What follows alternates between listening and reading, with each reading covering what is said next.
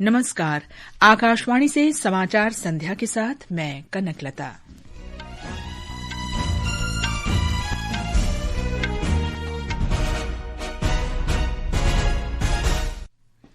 सरकार ने विभिन्न क्षेत्रों के लिए 95,000 करोड़ रुपए के 6 प्रस्तावों को मंजूरी दी।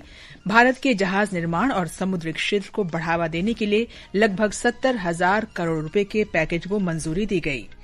कैबिनेट ने रेलवे कर्मचारियों के लिए 78 दिन के उत्पादकता आधारित बोनस को मंजूरी दी। देश में स्नातकोत्तर और स्नातक चिकित्सा शिक्षा क्षमता के विस्तार को भी मंजूरी दी गई। छत्तीसगढ़ के दंतेवाड़ा जिले में 71 माओवादियों ने समर्पण किया। लद्दाख को राज्य का दर्जा देने और छठी अनुसूची के विस्तार की मांग को लेकर हुए हिंसक विरोध प्रदर्शनों के बाद लेह में निषेधाज्ञा लागू।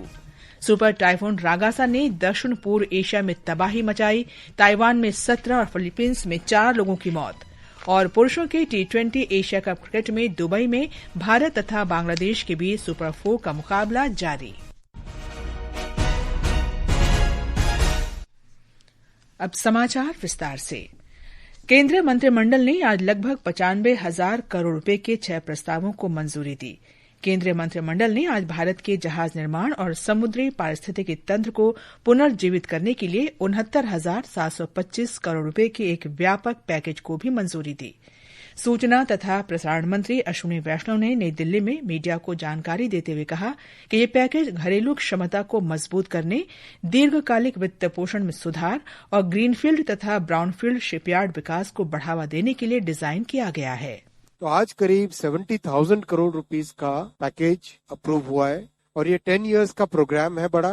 Ship building is the mother of heavy engineering. Ship building industry चालू होती है तो उसके बहुत सारे मल्टीप्लायर इम्पैक्ट होते हैं। इंजन मेकिंग चालू होता है, पावर इलेक्ट्रॉनिक्स को उसका बेनिफिट मिलता है, स्किलिंग के लिए बहुत काम आते हैं। श्री वैष्णव ने कहा कि केंद्रीय मंत्रिमंडल ने 10,91,000 रेल कर्मचारियों को 78 दिन के उत्पादकता आधारित बोनस के रूप में 1,865 करोड़ रुपए से अधिक के भुगतान की मंजूरी दे दी है। रेलवे के कर्मचारियों के लिए बहुत बड़ी खुशखबरी है। प्रोडक्टिविटी लिंक्ड बोनस अप्रूव किया गया आज कैबिनेट में माननीय प्रधानमंत्री जी ने। 78 डेज का 1,866 करोड़ रुपीस का बोनस रेलवे के सभी कर्मचारियों को दिया जाएगा। 10,90,000 कर्मचारियों को इसका बेनिफिट मिलेगा। श्री वैष्णव ने कहा कि मंत्रिमंडल ने देश में स्नातकोत्तर और स्नातक चिकित्सा शिक्षा क्षमता के व्यापक विस्तार को भी मंजूरी दी है। केंद्र प्रायोजित योजना CSS के तीसरे चरण में 5,000 PG सीटें और CSS के विस्तार से 5,023 MBBS सीटें बढ़ेंगी। उन्होंने कहा कि आर्थिक मामलों की मंत्रिमंडलीय समिति ने आज बिहार में बख्तियारपुर राजगीर तिलैया रेलवे लाइन खंड के दोहरीकरण को 2,192 करोड़ रुपए की लागत से मंजूरी दी है। रेलवे का बख्तियारपुर राजगीर तिलैया लाइन है, इसकी डबलिंग का फैसला लिया गया है। आप इस प्रोजेक्ट को अगर देखें, 4 बड़े जो हमारे सांस्कृतिक क्षेत्र हैं, राजगीर, नालंदा, पावापुरी, बोध गया जी मिला के ये बहुत ही इम्पोर्टेंट एक लाइन बनती है। ये लाइन अभी तक सिंगल लाइन थी, तो सिंगल लाइन के कारण इसकी लिमिटेड कैपेसिटी थी और डबल हो जाने से इसकी कैपेसिटी सब्सटैंशियली बढ़ जाएगी। अगली पीढ़ी के वस्तु और सेवा कर सुधार भारत की अप्रत्यक्ष कर प्रणाली को सरल बनाने की दिशा में एक महत्वपूर्ण कदम है। जीएसटी सुधार 22 सितंबर से लागू हो चुके हैं। नए सुधारों के अंतर्गत जीएसटी परिषद ने 5%, 12%, 18%, 28% की 4 स्तरीय संरचना को अब 5% और 18% की 2 स्तरीय संरचना में बदल दिया है। एक रिपोर्ट। सरकार ने आम लोगों के खर्च में कमी लाने के लिए खाद्य उत्पादों पर जीएसटी दर में बड़ी कटौती की है। आम लोगों को राहत देने के लिए सरकार ने बादाम, हेजलनट, खजूर और अंजीर जैसे सूखे मेवों पर जीएसटी 12% से घटाकर 5% कर दिया है। इससे लोगों में स्वस्थ खाद्य पदार्थ खाने की आदतें बढ़ेंगी और उन्हें सस्ते और बेहतर स्नैक्स मिलेंगे। इसी तरह मधुमेह मरीजों पर आर्थिक बोझ कम करने के लिए विशेष आहार उत्पाद पर कर 12% से घटाकर 5% कर दिया गया है। इसके साथ ही घर में पोषण बेहतर हो, इसके लिए सूखे मेवों पर जीएसटी की दर भी 12% से घटाकर 5% कर दी गई है। इस फैसले का उद्देश्य सस्ती और स्वस्थ जीवन शैली को बढ़ावा देना, सेहतमंद आहार को सस्ता करना और बढ़िया जीवन शैली को अपनाने के लिए प्रोत्साहित करना है। आकाशवाणी समाचार से बात करते हुए दिल्ली के रहने वाले अमन ने इस कदम का स्वागत किया है और कहा कि खाद्य पदार्थों पर टैक्स में कटौती से लोगों को सीधा फायदा होगा और इससे आम लोगों और व्यापारियों दोनों को फायदा होगा।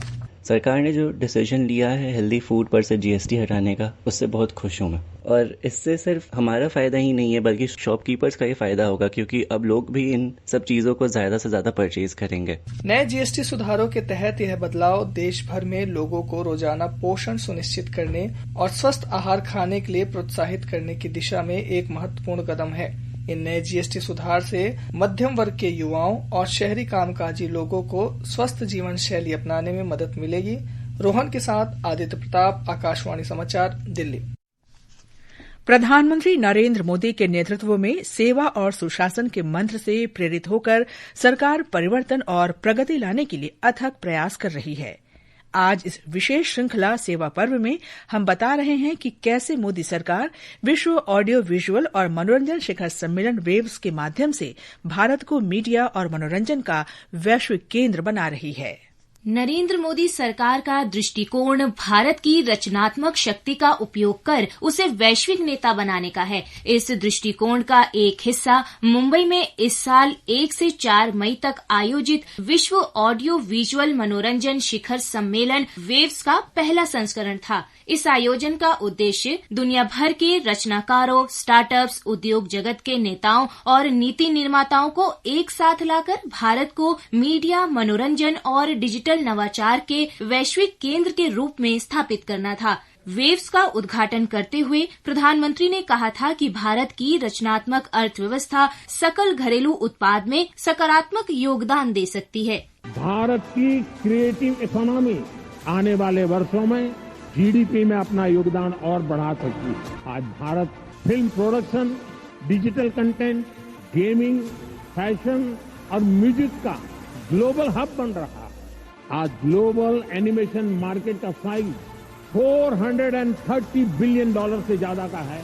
अनुमान है कि अगले 10 सालों में ये डबल हो सकता है।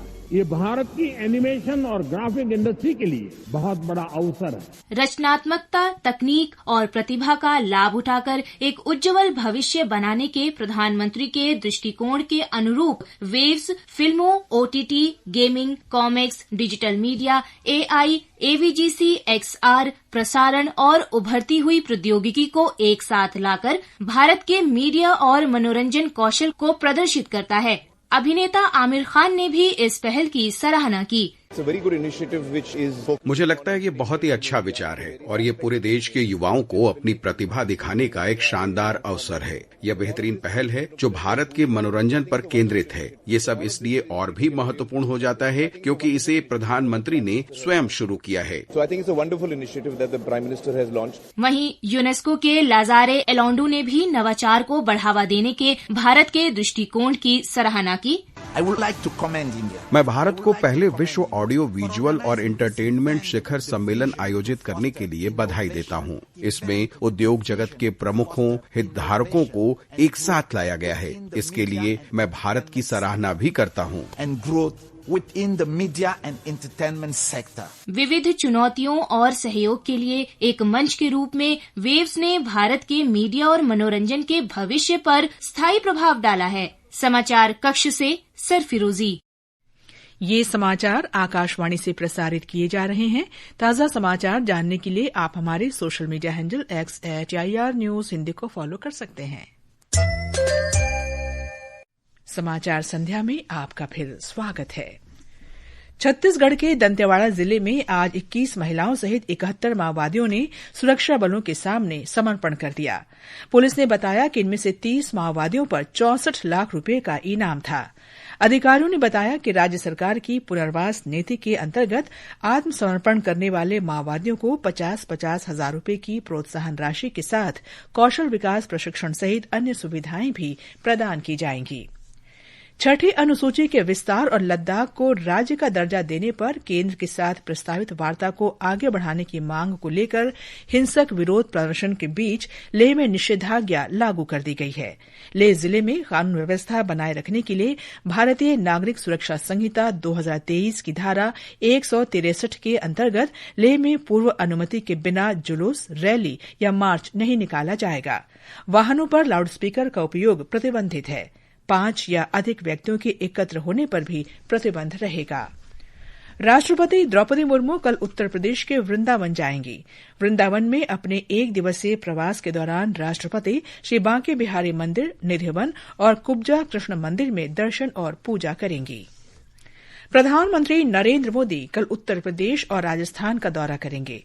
श्री मोदी ग्रेटर नोएडा में उत्तर प्रदेश अंतर्राष्ट्रीय व्यापार प्रदर्शनी का शुभारंभ करेंगे। इसके बाद प्रधानमंत्री राजस्थान में 1,22,000 करोड़ रुपए से अधिक की कई विकास परियोजनाओं का शिलान्यास और लोकार्पण करेंगे। श्री मोदी पीएम कुसुम लाभार्थियों से भी बातचीत करेंगे। प्रधानमंत्री नरेंद्र मोदी कल नई दिल्ली स्थित भारत मंडपम में वर्ल्ड फूड इंडिया 2025 का उद्घाटन करेंगे। प्रसिद्ध कन्नड़ लेखक डॉक्टर एसएल भैरप्पा का आज दोपहर बंगलुरु में निधन हो गया। डॉक्टर भैरप्पा ने 25 से अधिक उपन्यास लिखे। उन्हें 2023 में पद्म भूषण और 2010 में सरस्वती सम्मान सहित सर्वोच्च सम्मान प्राप्त हुए थे। राष्ट्रपति द्रौपदी मुर्मू, प्रधानमंत्री नरेंद्र मोदी और गृहमंत्री अमित शाह ने डॉक्टर भैरप्पा के निधन पर शोक व्यक्त किया है। सर्वोच्च न्यायालय ने आज केंद्र सरकार को लापता बच्चों का पता लगाने और इससे संबंधित मामलों की निगरानी के लिए ऑनलाइन पोर्टल बनाने का निर्देश दिया है। न्यायमूर्ति बीवी नागरत्ना और न्यायमूर्ति आर महादेवन की पीठ ने निर्देश दिया कि प्रत्येक राज्य को पोर्टल के माध्यम से गुमशुदगी की शिकायतों और सूचना के प्रसार के लिए एक नोडल अधिकारी नियुक्त करना चाहिए। बिहार में कांग्रेस और राष्ट्रीय जनता दल के नेतृत्व वाले महागठबंधन ने आज विधानसभा चुनाव के लिए अपने संयुक्त घोषणा पत्र का पहला भाग अति पिछड़ा न्याय संकल्प जारी किया। इसमें अति पिछड़ा वर्ग के लिए कई घोषणाएं की गई हैं। संस्कृति मंत्रालय ने औपनिवेशिक विद्रोह के बाद भारत लौटे अवशेष तुरंत रूस को उधार दिए गए शीर्षक वाली एक मीडिया रिपोर्ट का खंडन किया है। मंत्रालय ने कहा कि पिपरावा रत्नों की आवाजाही के दावे निराधार और गलत हैं। मंत्रालय ने कहा कि रिपोर्ट मंत्रालय की पुष्टि के बिना प्रकाशित की गई है और भ्रामक है। मंत्रालय ने मीडिया से राष्ट्रीय महत्व के विषयों पर खबरें प्रकाशित करने से पहले तथ्यों की जांच करने का आग्रह किया है। ये समाचार हमारी वेबसाइट www.newsonair.gov.in और हमारे न्यूज ऑन एआईआर ऐप पर भी उपलब्ध हैं। ये आकाशवाणी है। भारतीय नौसेना के स्टिल फ्रिगेट आईएनएस त्रिकंद ने भूमध्य सागर में तैनाती के दौरान साइप्रस के लिमासोल शहर का दौरा किया। रक्षा मंत्रालय ने बताया कि इस महीने की 21 तारीख को बंदरगाह और जहाज पर विचार विमर्श, योग और सांस्कृतिक आदान प्रदान जैसी गतिविधियां भी हुईं। सुपर टाइफून रागासा ने ताइवान, हांगकांग, फिलीपींस और दक्षिण चीन में तबाही मचाई है। टाइफून रागासा के कारण ताइवान में 17 लोगों की मौत हो गई और 18 घायल हुए हैं। ये ताइवान के पूर्वी, उत्तरी और दक्षिणी तटीय क्षेत्रों में मूसलाधार बारिश के साथ तबाही मचा रहा है। फिलीपींस में 4 लोगों की जान गई है और दक्षिणी चीन में जनजीवन ठप हो गया है। दक्षिणी चीन में लगभग 20 लाख लोगों को सुरक्षित स्थानों पर पहुंचाया गया है। एशिया कप T20 क्रिकेट में बांग्लादेश के साथ सुपर 4 मुकाबले में ताजा समाचार मिलने तक भारत ने 11 ओवर में 2 विकेट पर 112 रन बना लिए हैं। बांग्लादेश ने टॉस जीतकर पहले गेंदबाजी करने का फैसला किया। अगर भारत आज के मुकाबले में जीत दर्ज करता है तो बेहतर रन रेट के कारण फाइनल में उसकी जगह पक्की हो जाएगी। कल के सुपर 4 मुकाबले में पाकिस्तान ने श्रीलंका को 5 विकेट से हरा दिया। अंत में मुख्य समाचार एक बार फिर। सरकार ने विभिन्न क्षेत्रों के लिए 95,000 करोड़ रुपए के 6 प्रस्तावों को मंजूरी दी।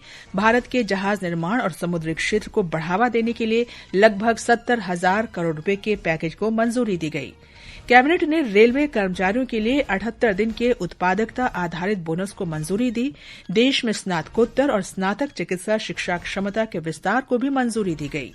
छत्तीसगढ़ के दंतेवाड़ा जिले में 71 माओवादियों ने समर्पण किया।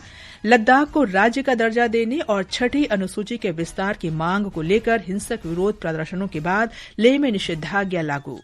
सुपर टाइफून ट्रागासा ने दक्षिण पूर्व एशिया में तबाही मचाई, ताइवान में 17 और फिलीपींस में 4 लोगों की मौत। और पुरुषों के T20 एशिया कप क्रिकेट में दुबई में भारत तथा बांग्लादेश के बीच सुपर 4 का मुकाबला जारी। इसके साथ ही समाचार संध्या का ये अंक समाप्त हुआ। नमस्कार।